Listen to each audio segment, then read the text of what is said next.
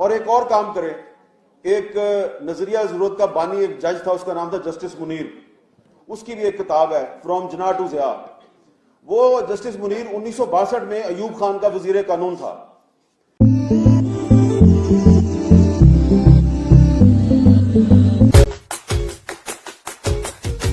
Justice Munir جو ہے انہوں نے یہ اپنی کتاب میں لکھا ہے کہ ایوب خان نے 1962 میں ان کو بلا کر یہ کہا کہ یہ بنگالیوں سے جان چھڑائیں.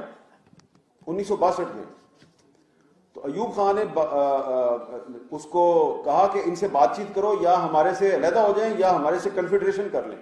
تو جسٹس منیر نے اپنی کتاب میں لکھا کہ میں نے ایک بنگالی ممبر تھے اسمبلی کے رمیز الدین صاحب, ان سے میں نے باقاعدہ مذاکرات کیے کہ یار تم یا کنفیڈریشن بنا لو یا ہم سے علیحدہ ہو جاؤ. تو اب جسٹس منیر نے اپنی اس کتاب میں لکھا ہے کہ رمیز الدین صاحب نے مجھے پوچھا کہ میجورٹی میں کون ہے, بنگالی میجورٹی میں ہے یا تم پنجابی میجورٹی میں ہو, کیونکہ وہ ویسٹ پاکستان کو پنجابی کہتے تھے. تو جسٹس منیر نے کہا کہ آپ میجورٹی میں ہیں. تو اس نے کہا okay, if we are majority we are Pakistan, تم نے پاکستان میں رہنا ہے تو رہو, نہیں رہنا تو تم ہم سے علیحدہ ہو جاؤ. تو 1962 میں پاکستان کے فوجی صدر ایوب خان نے اپنے وزیر قانون کے ذریعے پاکستان کو توڑنے کے لیے مذاکرات کیے بنگالیوں کے ساتھ. بنگالیوں نے کہا ہم نے پاکستان نہیں توڑنا, تم نے توڑنا ہے تو توڑ دو. لیکن افسوس کی بات یہ ہے کہ اب وہ کتاب تھی جو فرام جناح ٹو ضیاء, اس پہ ضیاء الحق نے پابندی لگا دی, لیکن اب تو پابندی نہیں ہے. تو میں بار بار اس کتاب کا ذکر کرتا ہوں, لیکن ہمارے جو لیڈر ہیں بڑے بڑے, ایون پیپلز پارٹی کے لیڈر جو ہیں, ان کو 2-3 کو تو میں نے خود کتاب دی. میں نے کہا یار یہ کتاب لو, پڑھو, جا کے اسمبلی میں تقریر کرو. پڑھتے ہی نہیں, یہ ایک شکوہ ہے. اچھا, اب اس کے بعد پھر بھٹو صاحب کی حکومت ختم ہوگی 77 میں. تو جیل میں انہوں نے جو کتاب لکھی, 2 کتابیں لکھی. ایک اف آئی ایم اسیسینیٹڈ, جس سے آپ سب واقف ہیں, میرا خیال ہے کہ آپ سب واقف ہوں گے, ٹھیک ہے. لیکن ایک اور بھی کتاب ہے, وہ بھی جیل میں لکھی, اس سے آپ میں سے بہت کم لوگ واقف ہیں. وہ کتاب تھی ریومر اینڈ ریئلٹی, افواہ اور حقیقت. یہ کتاب صرف ایک دفعہ شائع ہوئی, صرف ایک دفعہ. اور جب ایک دفعہ شائع ہوئی تو پیپلز پارٹی کی قیادت سے کہا گیا کہ اگر آپ نے یہ کتاب دوبارہ شائع کی تو دوبارہ کبھی نہ سوچنا کہ تم حکومت میں آؤ گے. اور پھر وہ کتاب دوبارہ شائع نہیں ہوئی, کیونکہ اس کتاب میں بھٹو صاحب نے کچھ ایسے انکشافات کیے تھے اور کچھ ایسی حقائق سے پردہ اٹھا دیا تھا کہ جس سے آج بھی اگر آپ 2020 میں وہ کتاب پڑھیں تو آپ کو پتہ چلے گا کہ آج بھی پاکستان میں جو بہت سے واقعات ہو رہے ہیں اس کے پیچھے کون ہوتا ہے. مثلا میں اس کتاب کے حوالے سے صرف ایک چیز آپ کو بتاتا ہوں. بھٹو صاحب وزیر اعظم ہیں اور غلام مصطفیٰ جتوئی صاحب چیف منسٹر سندھ ہیں, اور کراچی سے سردار عطا اللہ مینگل کا بیٹا اسد اللہ مینگل اغوا ہوتا ہے, اور اس کے بعد اس کا کوئی پتہ نہیں ملتا. تو ایک ایوننگر جو ہے شام کا اخبار, اس کی ہیڈ لائن ہے کہ عطا اللہ مینگل کا بیٹا کراچی سے اغوا. تو بھٹو صاحب کو پتہ چلتا ہے, وہ پوچھتے ہیں چیف منسٹر سے کہ بھئی یہ عطا اللہ مینگل جو ہے اس کا بیٹا کس نے اغوا کیا. تو چیف منسٹر کہتے ہیں جی کہ یہ مجھے نہیں پتا, یہ آپ ٹکا خان کو پوچھیں. ٹکا خان سے پوچھتے ہیں, ٹکا خان آرمی چیف ہے اور اگلے آرمی چیف کا اعلان ہو چکا ہے, ضیاء الحق اگلا آرمی چیف ہے, اور ٹکا خان صاحب جو ہیں اب وہ صرف چند دن کے مہمان ہیں, لیکن ابھی وہ آرمی چیف ہیں.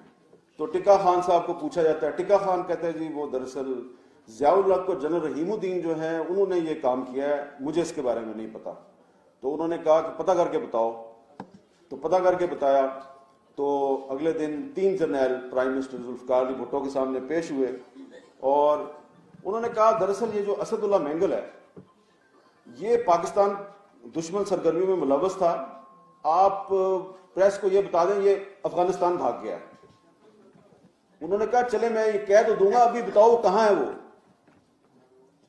اب بھٹو صاحب نے لکھا ہے کہ جب میں نے پوچھا کہ ہے کہاں پہ, تو جرنیلوں نے کہا جی وہ دراصل ہمارے ایس ایس جی کے کمانڈوز تھے, تو فائرنگ کے تبادلے میں وہ مارا گیا اسد اللہ مینگل. انہوں نے کہا اچھا مارا گیا ہے, تو اس کی ڈیڈ باڈی کدھر ہے؟ کہا وہ ٹھٹھا کے قریب کسی مقام پہ اس کو دفن کر دیا, ہمیں نہیں پتا کہاں ہے اس کی ڈیڈ باڈی. انہوں نے کہا وہ ایک چیف منسٹر تھا, اس کا بیٹا ہے, اس کو تم نے اٹھا کے کراچی سے اس کو قتل کر دیا اور آپ کہہ رہے ہو اس کی ڈیڈ باڈی بھی آپ کے پاس نہیں ہے, تو میں کیا جواب دوں گا؟ انہوں نے کہا بس آپ کہہ دیں وہ افغانستان بھاگ گیا. تو بھٹو صاحب کتاب میں لکھتے ہیں کہ میرے پاس کوئی راستہ نہیں تھا, میں خاموش ہو گیا. اور آخر میں جا کے انہوں نے لکھا کہ اگر اس وقت میں خاموش نہ ہوتا تو شاید آج میں خود جیل میں نہ ہوتا. لہذا اسی طرح کی بہت سی باتیں اس کتاب میں ہیں. تو وہ کتاب جو ہے وہ بین ہے, لیکن محترمہ بینظیر بھٹو نے جرأت دکھائی, ایک دفعہ وہ کتاب شائع کر دی تھی, اور اب پیپلز پارٹی کو چاہیے کہ وہ کتاب دوبارہ شائع کر دیں. اسی طرح جو اس وقت دنیا میں جو حالات و واقعات پیش آ رہے ہیں, تو وہ جو بھٹو صاحب نے جیل سے خط لکھا تھا محترمہ بینظیر بھٹو کے نام, مائی ڈیئرسٹ ڈاٹر, وہ بھی خط جو ہے وہ پیپلز پارٹی کے کارکنوں کو ضرور پڑھنا چاہیے. اس سے آپ کو پتہ چلے گا کہ آپ کے لیڈر کا ویژن کیا تھا, اور آج آپ کی پارٹی میں جو لیڈر ہیں اللہ ان کو سلامت رکھے, تو پتہ چلے گا کہ دونوں کی ویژن میں فرق کتنا ہے. تو ویژن بڑھا سکتے ہیں آپ لوگ اگر آپ اپنے قائد ذوالفقار علی بھٹو کی کتابیں اور ان کی جو تقریریں ہیں ان کو پڑھ لیں, اور پھر اس کے ساتھ ہی ساتھ اس کے تسلسل میں محترمہ بینظیر بھٹو کی کتاب ڈاٹر آف دی ایسٹ, اور پھر ان کی شہادت کے بعد جو کتاب شائع ہوئی ہے ریکانسیلیشن, وہ بھی آپ کو پڑھنی چاہیے.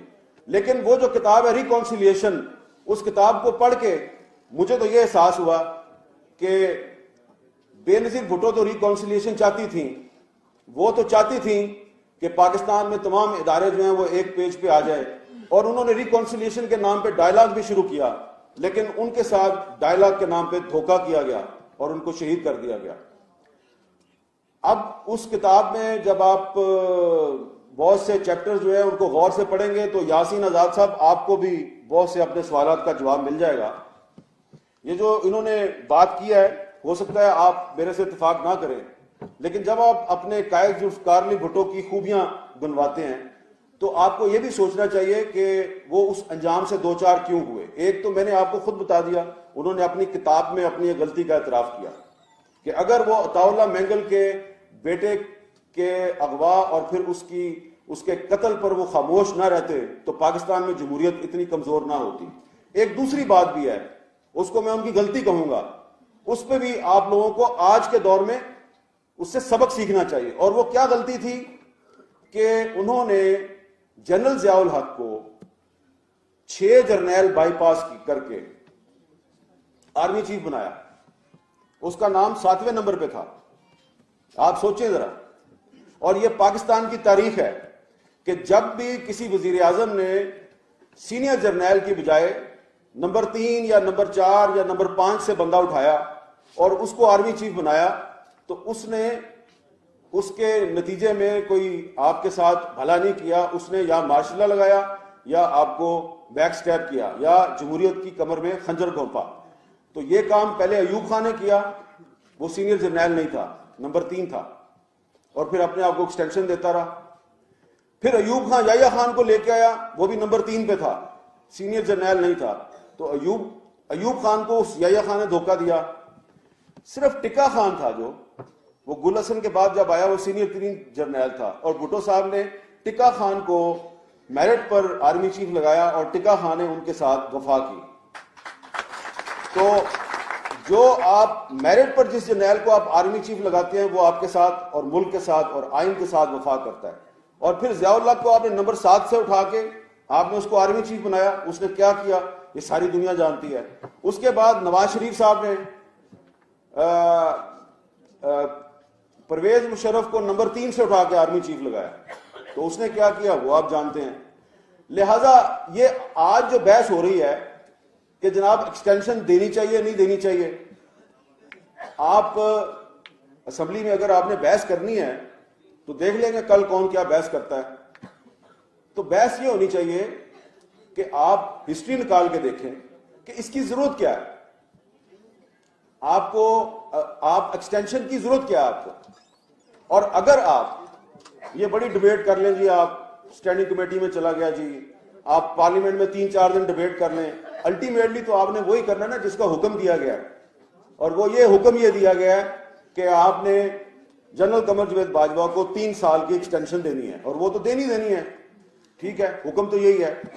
اب چلیں، ہو سکتا ہے کہ جنرل قمر جاوید باجوہ صاحب جو ہیں وہ اس وقت جو ریجنل سیکورٹی سچویشن ہے اس میں وہ بڑی ضروری ہے جناب ان کو ایکسٹینشن دینی، تو آپ نے دے دی، لیکن اب تو آپ نے اس کو قانون بنا دیا، تو جب 3 سال پورے ہوں گے تو ہو سکتا ہے اس کے بعد کوئی آدمی کہ بھئی اس کو 3 سال کی اور ایکسٹینشن دے دو، چلیں اس کی جگہ پہ آپ کسی اور کو لے آتے ہیں، جب اس کے 3 سال پورے ہوں گے تو پھر وہ لابنگ کرے گا کہ مجھے 3 سال اور دو، تو اب آپ ایک مستقل راستہ کھول رہے ہیں کہ جب بھی کسی آرمی چیف کی مدت ملازمت کے 3 سال پورے ہوں گے تو کیونکہ قانون میں موجود ہے، وزیر اعظم صاحب کے پاس اختیار ہے، تو لابنگ کرے گا، ادھر جائے گا ادھر جائے گا، اور جو اس کے دوست ہوں گے وہ بھی لابنگ کریں گے، تو آپ ایک مستقل راستہ کھول رہے ہیں۔ جو 1973 کا آئین ہے اس کا جو آرٹیکل 243 ہے اس میں ری اپوائنٹمنٹ یا اس میں ایکسٹینشن کا کوئی ذکر نہیں ہے، لہٰذا یہ پاکستان تحریک انصاف، مسلم لیگ نون اور پاکستان پیپلز پارٹی، یہ 3 بڑی پارٹیاں ہیں، ان کو فیصلہ کرنا تو آپ نے وہی ہے جو آپ کو کہا گیا ہے، لیکن ہماری جو مؤدبانہ گزارش اور عاجزانہ رائے ہے وہ یہ ہے کہ آپ ایسا کام نہ کریں کہ آنے والے وقت میں ہر 3 سال کے بعد سازشوں کا دروازہ کھل جائے۔ تو اگر آپ چاہتے ہیں کہ پاکستان میں جمہوریت مضبوط ہو تو اس جمہوریت کو مضبوط کرنے کے لیے آپ کو اداروں کو مضبوط بنانا ہے، یہ ایسے کام نہ کریں کہ جس سے دنیا کو ایک تاثر ملے کہ پاکستان میں ادارے مضبوط نہیں ہیں، کوئی ایک شخص مضبوط ہوتا ہے، اور ایک شخص جو ہے جب اس کا ٹینیور ختم ہو جاتا ہے تو ادارہ جو ہے وہ بے ہتھل ہو جاتا ہے کہ ہن میں کی کرا۔ بھائی میں سمجھتا ہوں کہ پاکستان کے ادارے بہت مضبوط ہیں، پاکستان کی فوج میں بڑے قابل جرنیل ہیں، اگر ایک جرنیل جائے گا تو 10 جرنیل اس کی جگہ پہ آرمی چیف بن سکتے ہیں۔ تو اگر ایک 2008 کی جو اسمبلی تھی اس میں ایک وزیر اعظم تھا یوسف رضا گیلانی، ڈسکوالیفائی کیا نا سپریم کورٹ نے، اس کی جگہ پرویز اشرف آ گیا، تو ایسا تو نہیں ہوا کہ گیلانی صاحب گئے تو اسمبلی نہیں چل سکتی، حکومت نہیں چل سکتی، پرویز اشرف آ گیا نا، اسمبلی چلی۔ پھر 2013 کی اسمبلی آئی، نواز شریف کو سپریم کورٹ نے ڈسکوالیفائی کیا، اس کی جگہ شاہد خاقان عباسی آ گیا، ادارہ چل رہا ہے۔ تو باقی ادارے بھی جو ہیں اگر ایک بندے کا ٹینیور ختم ہو گیا تو دوسرا بندہ آئے نا، ادارے کو چلنا چاہیے۔